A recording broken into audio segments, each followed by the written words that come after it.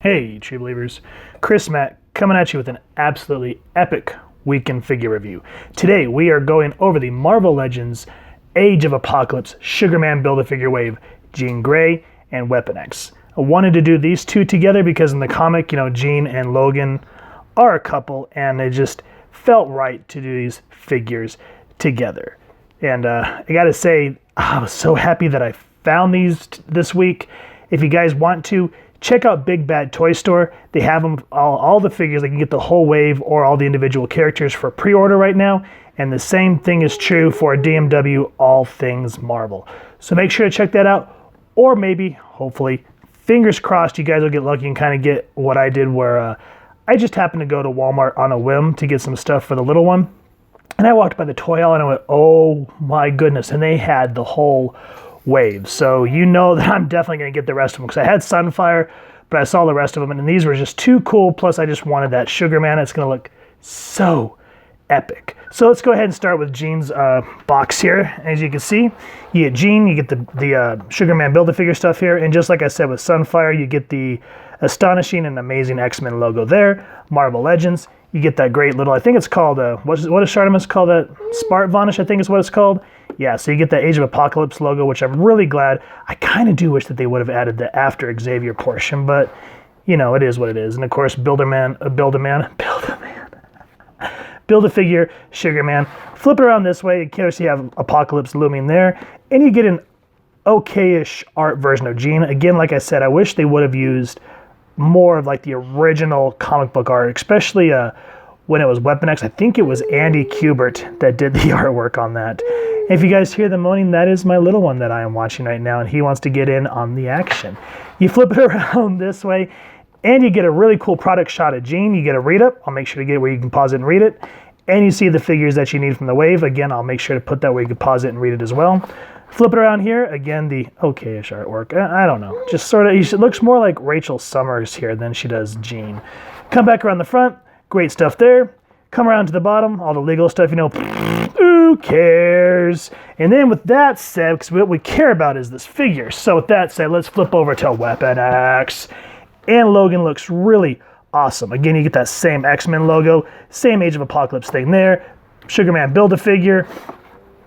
Again, I wish they would have used the comic book art because this one, I don't know, looks just sort of like it was whipped together quickly, but it is what it is. Come around here, read up, pause it where you can read it. Same thing with the figures that you need from the line. Back this way, again, that same artwork, which is all right. I like that Apocalypse looming thing, though, because we know that there's an Apocalypse on sale. I'm really debating if I want to get the AOA version. Come back around this way. Again, you get Logan. Same thing, legal stuff, whatever. But just like I said with Jean, what we do care about is, are these figures awesome or not? So let's go ahead and get them out here and get a closer look at Jean Grey and Weapon X. And here's Jean Grey and Weapon X out of the box, looking absolutely phenomenal. Now, when this Age of Apocalypse line was announced, I asked myself, I'm like, do I really need another Jean Grey and another Wolverine figure? Because, they have the brown suit, the tiger stripe, they have the Weapon X, they have the X-Force. And I'm sure there's some that I have not seen yet or just have not bothered to pick up, like the Logan one with the cowboy hat. So I'm just like, do I really need another Logan? But, the Age of Apocalypse line, the comic series from the 90s, was one of those pivotal series that got me back into comic reading. So yeah, I told myself, yeah, why not? And I'm so glad that I did. I got these two out of the box, started, posing them around, and it was just so cool to finally have, tangible figures from something that goes back to my childhood. And that's what I love about collecting these new Marvel Legends figures, because, Hasbro took what Toy Biz did back in the day and expounded on it and gave us collectors something really, memorable to have in our collection. And just so you know, these power effects here sadly do not come with Jean. If you want to do this, these are from the Amazon exclusive Family Matters 3-pack, the Magneto one, Magneto, Quicksilver, and Scarlet Witch. Those are the Scarlet Witch effects. And I thought, from the Weapon X #1 series from the Age of Apocalypse, Jean had purple effects. So I thought that those worked great. So, use your imagination and you can make these figures, do whatever you want. Just, swap out stuff like that. And that's what I love about having these interchangeable pieces. So with all the gushing aside, let's go ahead and get them off the stand and get a closer look at Weapon X and Jean Grey. So some backstory on the Earth 295 Jean Grey and Weapon X is their first appearance in the comic series is X-Men Alpha. And X-Men Alpha is essentially a build-up book to introduce all the characters in this post-apocalyptic world, and it sets up all the comics that go through, you know, Astonishing X-Men, Amazing X-Men, Factor X, Generation X, so on and so forth, and the same with Weapon X. Now, what I like is they actually went back, Marvel went back and they created a comic series called X-Men Chronicles, and that's exactly what it does. It chronicles how, on issue 1, how Apocalypse took over the Earth, because it starts out where the Earth's still kind of the same, but you know, you can tell things are changing. And it shows how Jean's already part of the X-Men, and then how Wolverine, or in this universe he's only called Weapon X because there is no one around to call him Wolverine, because he didn't join Department H or anything like that. He was basically straight from the Weapon X factory. And he is one brutal guy who constantly hits on Jean. And it's kind of a little bit uncomfortable at times when you're reading issue 1. Now, leading into issue 2, I wish they would have made it 3 so we could have this in between. What you find out is Jean is captured by Apocalypse and is given to Jean, to Dark Beast, given to Jean. She's given to Dark Beast in his breeding pens because he likes to do eugenics on both mutants and humans. Jean tells Magneto not to come after her because she doesn't want to jeopardize the team. Well, Logan kind of takes this as Magneto doesn't care. So he goes after her himself. And now, Factor X, you find out that Cyclops and Havoc are security enforcements for Apocalypse and Sinister. And so we get this, through dialogue in all the books, this epic battle between Cyclops and Weapon X. And that's what results in Cyclops having one eye because Wolverine slashes it out, but he also loses a hand, and that's where we get this metal stub. So after those two, that's how we lead into the Weapon X books. And all of that is just absolutely amazing reading that you guys definitely need to check out. So with all that aside, let's go ahead and take a look at these two great figures. We'll go ahead and start with Jean first. And the paint apps are just, you know, I thought when I saw this wave initially being released, I was like, man, I don't know if I need these figures again. But then I saw them up close and I was like, oh yeah, I definitely do. And I love this tattoo on Jean's face. I think that looks really great. You know, adds to her nice green eyes. The short hair threw me off at first when I originally read it back in 1995. But again, this is a post-apocalyptic world, so you have to kind of give her a different due. So, you know, you got some Mad Max going on. The only thing that kills me about my Jean, let me see if I can get a focus on this because, yeah, is there's like some chiseling here, and I don't know what that's all about. Let me know if you guys get that on your figure or not. It drives me nuts. But the hair looks nice. It reminds me very much of her 616 daughter, Rachel Summers. That very much looks like a Rachel look, except, you know, at times the different artists, John Romita Jr. and all them, always gave her kind of more of a mullet, which I was always like, no. Now, the one thing about this Jean that I wish they would have done, because she doesn't come with any accessories, which really chaps my flat scan hide, but it is what it is. But I wish that Hasbro would have at least, you know, they got the uniform for the most part spot on. And of course, you know, 90s shoulder pads. But she had this big, and then that was another thing about the 90s, is everyone had like these huge belts with like pockets, and she had one here, and then she had one around her thigh, and I kind of wish that they would have at least added that, but I think they kind of really blew the budget with the Sugar Man Build-A-Figure, which we will get to that. Amazing figure. You know, I like the red here. I like how they really made sure to add all around the figure, all the ruffles of the coat, and you can just see how it interacts with the light. Very nice. You can see it all the way through. You know, no clear blemishes on the paint here. Looks good. I like this light blue juxtaposed, or compared, I guess you can say, against the dark blue. Looks really nice. Same thing here, you know, looks like she's wearing chaps, which is kind of weird, but it is what it is. I like how the shoulder pads and all this stuff kind of overlap here, lean into the neck. We'll get into that here in a minute, but that gap really bugs. I wish they would have maybe done something. But when we get to the articulation, you'll see why that's important. You know, the what do you call it? The skin tones, really nice. Again, no clear blemishes that you can see on either hand. Looks really nice. And look at that. When you look at the legs, just you can tell it looks almost like leather. And I like that they made sure, again, the ruffles, ruffles. But the ripples, you know, look really good. And I like how the boots just seamlessly kind of just going. You know, you got the inlay of the red there and the blue on the outside.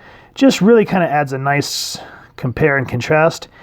And the one thing that I really like about this jean and what I really liked about the design in the comics is it's very much a far cry from what she always wore in the 616 universe. So I really can appreciate this design, and that's what really decided to push me to go ahead and get the wave, especially get another Jean Grey and another Wolverine. Speaking of Wolverine, let's go ahead and get into Logan. But before we get into Logan proper, he does actually come with an accessory. So he comes with his regular stump claw here, which really looks nice. And then as you guys read, I think it's Weapon X number 4, where he gets into a fight with Donald Pierce, which, you know, that's a long time rivalry, especially in the 616 universe, which I think it's Uncanny X-Men 241, where Pierce and the Reavers invade the X-Men's Australian camp, and they hook him to that cross and kind of try to crucify him. But anyway, it bleeds over into the what do you call it, the 295 universe. And spoilers if you guys have never read The Age of Apocalypse, but you know, Wolverine gets into a fight with him, and you come to find out that when Cyclops took Logan's hand, his claws were retracted. So he pops them through his stumpy. But yeah, he pops them through and guts him. And so I'm glad that, you know, because a lot of these Age of Apocalypse characters do not come with any accessories at all, and that's just kind of like, come on. But yeah, you get interchangeable hands between this and the regular stump. So with all that said, let's go ahead and get into James, the 295 James Hallett. And I kind of wish, you know, like this head sculpt, the more I look at it, the more I like it. But I kind of wish, like with Weapon X number 1, his eyes are whited out. I kind of wish they would have went for that. I don't know. I know that they had to make it look more human. And so I like that they actually tried to get the blue in there and actually made it look semi-normal. I like the snarl. I like the 5 o'clock shadow on the face. I think that looks nice. And I just like this straight piece that just streaks down his face like that. That's really cool. And then what really always excited me about the Weapon X series, other than the fact that it was written by Larry Hama, is, you know, Andy Kubert. I think it was Andy Kubert or Adam Kubert. I always get those two confused. But it was one of the Kuberts that drew the book. Beautiful, by the way. I liked that they gave him these red tattoos.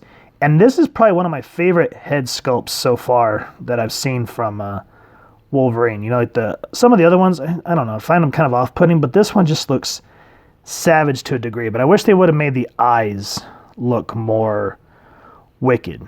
But, you know, it is what it is. You know, I've seen that other people said that they didn't like how his hair kind of flips out, and I can kind of understand. I mean, if I'm being a little biased, it looks a little bit like a Goku hair from Dragon Ball Z. But again, this is a post-apocalyptic universe, so Logan's hair is more wild than usual, and you'll see that in the books. And again, I can understand why they did this, and we'll get into that in the articulation here in a minute. But you can see that it's Wolverine. And I really like the hair, especially the way they did the streaks. I think it would be, this is me, I don't know. Let me know down in the comments what you guys think. But, you know, how they, in comics, the way that they show hair is all black, because they just don't want to do all black. They always kind of put those, or at least in the old school days, they would thatch in some like blue, you know, and shade in the blue a little bit. And they did that with Batman, you know, Bruce Wayne's hair. I think that would have been kind of neat to do. But nonetheless, I think that's a great head sculpt in my personal opinion. And then the one thing I liked about this uniform, especially when I read the comic initially, is it reminds me of the original Chris Claremont issue 1 of Wolverine, where he had just that whole black assassin's outfit. And that's what this kind of looks like. But then they went in and they kind of added like the tiger stripes in here, but they made them red. And I always thought that was kind of cool. And that blue is really nice. And I love the X belt. You can never, ever, ever go wrong. And I think when I saw this figure, the product shots of it, I think the thing that was the most off-putting for me is the painted on arm hair. I kind of wish that they would, I don't know. I mean, it's kind of ripply. You can't really tell right here. But I wish that they would figure something else out. Like maybe actually put like legit, kind of like how the 12-inch G.I. Joes, how they have that fuzzy hair. Maybe do something like that. That'd be kind of neat. But again, I think they blew the budget on the Sugar Man figure. And I'm sure there's limitations. I like the musculature build here. It looks good. You can see the ribs, the abs, all that good stuff. And just like with Jean, all the rippling of the uniform. And then I just like how that tiger stripe goes all the way in the back. That looks good. Love that yellow belt. That just really helps the figure. Same thing with the legs, blue all the way through, and just like in the book. So, comic accurate. Love the glove. I don't know, that red and blue just really, really works. And I like that they made sure to add the rippling again. And, you get these same kind of claws. These, look like the Wolverine, what is it? The X-Force version of the Marvel Legends one, which I like these because they're a little bit more sturdy than the older Wolverines. So it's kind of hard to see, but yeah, I like these because they're thicker. And I'm sure if you work it, you could pop these out, which I don't like to do because they are such a pain in the rectum to put back in. And then just like with the other accessory with the claws, I like the gray on that stump. I think that looks really good. Very comic accurate with the 2 little indentation rings there. I'm glad they made pay attention to that. Like the way it shimmers in the light. So yeah, I think that stub looks really, really good. So yeah, the paint apps on both of these figures I think are astounding. Minus that little chip that I showed on Jean's face, which, from a distance, oh, there goes Logan. Every time you try to do a review, and the figures are like, nah, bro, I'm going to fall and make you have to do 10 more steps. But yeah, paint apps, to me, I think, probably an 8. I don't really like the I don't know, just that arm hair just really feels forced, but I understand why they did it, so I can't complain too much. It's just this chip on this particular Jean Grey drives me nuts. I know you can't really see it under the lights, but to me, it's like a blemish, and you're just like, no! But yeah, see, there they go! But still, 8 out of 10. I think they did a great job, especially in the terms of the clothing. So I think those are great overall. For articulation, Jean's head can go down about that much. She likes to fight you even though she has that joint there, so you have to kind of work with it a little bit even though she has that pivot. So, just mess with it at your leisure. She can look that high up for flying poses, which is really good. Her arms can go out this much, and then if you want to try to get this higher, the only downfall is the shoulder pad impedes it, so you're just kind of like crud. So you can probably get it about that high. They do swivel, thankfully 360, so whew on that. Double jointed elbows, so Marvel's Legends is learning that people don't want single jointed elbows. The arms can go up that high and about that far down, so get some good stuff there.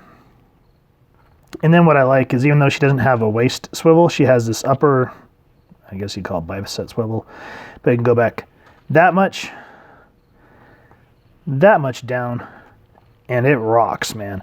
Now, the only downfall is if you want to get her into a flying pose, she has the same problem as the 80th anniversary Storm, which they fixed with Polaris. I don't know why they didn't fix it with her. So if you tilt her back too much, you get this gap, and you can't really see it in the lighting here, which I'll try to get a focus. You can't really see it, but you can actually see the shaft that goes down the body that keeps the figure balanced. So yeah, it's just kind of like, you fixed that with Polaris. Why didn't you fix this on a newer figure? But, oh well, just be careful with that. And then she can swivel almost 360, but I don't like to do it with my figures because I'm always afraid they're going to bust. So I go that far to be safe. Legs can go out that far. Kick out that much. And not a whole lot backwards, which is what it is. And then double jointed elbows. Feet can go that far up, that far down. And of course, ankle pivots. Whoop, whoop. So articulation on Jean, not too bad. And I was explaining, even though I hate that you can see that joint back there, they do that so you can do that without having to fight with the hair like with a lot of the Marvel Legend ladies. So appreciate that, even though it is kind of a blemish. So that's Jean Grey's articulation in a nutshell. Logan's kind of has the same thing where, you know, you kind of can see that, but they do that again with the hair so you can go that far back, which is impressive. That far down, which love that. Even though the neck looks a little big, nonetheless, do not care. Happy with it. That far that way, that far that way. Swivel, back and forth motion so you can do what you got to do with that. Arms can go that far and that far up. Swivel 360. And then I love that he has, mine's a little stiff, but he has butterfly joints, which I'm going to have to kind of, you can kind of see there. Little stiff, so you just have to be careful when you work with that. The hands, swivel there. You do, oh, and then of course, bicep swivel. So whoop, whoop, yeah. And then again, see how when you twist it, how you kind of lose the arm hair. Again, that's kind of a bitch of mine, but it is what it is. And I like that even the stub twists. So it's just kind of like, all right. And then you can twist that far, ab crunch, down, ab crunch, back, kick that far forward, about that far back, double jointed knees, so yeah. Again, Hasbro is learning. Same thing with these double jointed elbows, so because nobody likes single joints. Legs can go out that far. And then, of course, the feet can go up that high, that low, and then awesome ankle pivots. So the articulation on these characters, get that foot down. The articulation on these characters are pretty superb. And I'm glad that Hasbro is learning that with these newer figures. People want that double jointedness so you don't have to keep fighting and work around the frustration of a single jointed elbow. You know what I mean? And I'm sure at the time, like when these first started coming out, you know, it's probably what they had available. But I'm glad that they're starting to learn from that. I just hate that she has that gap. Oh, frustrating. But it is what it is. Just be careful when you're posing her. So articulation, not too bad. So for some size comparisons and just to appreciate these figures, here's the Marvel Legends Age of Apocalypse Sugarman Build-A-Figure Sunfire that we've already gone over. And as you can see, Shiro looks great next to Jean and Logan. I like how his flame, you know, tippy tops all the way up here. So it makes him a little bit larger. But, you know, he's kind of the taller figure. You know, Logan's always the shorter one because, you know, that's why they always call him the runt, because he's small. And you can see Jean towers over him just a little bit. And I think Jean stands about 6 inches or something like that. Again, I'm not going to break out the ruler and all that stuff. That's just not my forte. I just like to do these comparisons to just show how cool these figures look and how they scale very, very well together. And just for some further comparison, we'll put the old Knuckle head there, and we'll bring in the 616 universe Jean Grey Rogue. This is the Juggernaut Build-A-Figure Wave Rogue. And I wish that they would release an Age of Apocalypse version of her, because that'd be so cool. And, you know, if they continue to do this universe, I would love to see a version of her, Magneto, Gambit, and then, you know, we got the Blink one that I did with the Shiro review, and she looks good, so I'm thankful for that.